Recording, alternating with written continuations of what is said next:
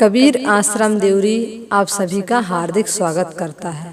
हम सभी सोचते हैं कि हम अपने जीवन को यदि सुखी और संतुष्ट बनाना चाहते हैं तो उसे बनाने के लिए कोई बाहरी वस्तुओं की आवश्यकता होगी। तो आज मैं यही आपको बताने वाली हूँ कि यदि हम सचमुच में अपने जीवन को सुखी बनाना चाहते हैं तो उसके लिए हमें कोई बाहरी चीज़ की आवश्यकता नहीं है।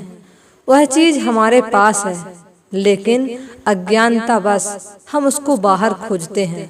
तो एक कहानी से मैं आप लोग को समझाऊं। एक बार की बात है कि एक राजा था। अब जिसका नाम ही राजा है उसके पास तो सब कुछ होगा। उसके पास भला किस चीज़ का अभाव?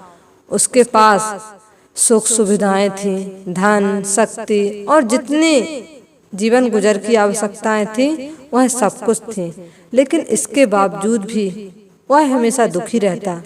तो एक बार उनके गांव में एक संत जी का आगमन हुआ।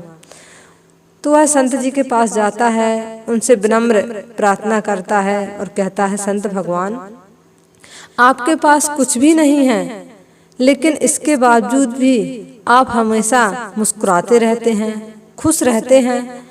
इसका कारण मैं जान सकता हूँ?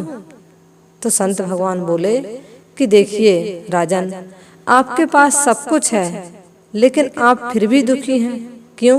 क्योंकि तुम बाहरी चीजों में, भौतिक सुख सुविधाओं में सुख खोज रहे हो। और आज यही लोग भी कर रहे हैं। कैसा कर रहे हैं कि आज सोचते हैं कि यदि हमारे पास बाहरी चीजें, भौतिक वस्तुएं आ जाएंगी तो हम खुश हो जाएंगे, लेकिन ऐसा नहीं है।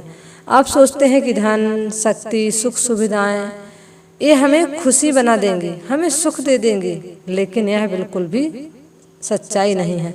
वास्तविक सुख तो हम सबके भीतर है।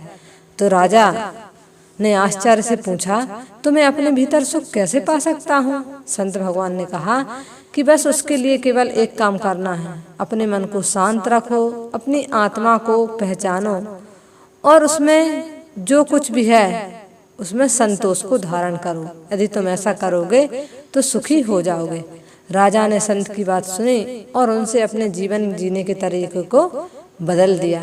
तो हम सबको भी चाहिए कि यदि हम अपने जीवन में सुखी खुशी रहना चाहते हैं तो अपनी आत्मा को जाने और जो कुछ भी है उसमें संतुष्ट रहें। धीरे धीरे फिर वह राजा खुश रहने लगा। तो हम सब भी इस कहानी को अपने जीवन में अप्लाई करें और हमेशा खुश रहें।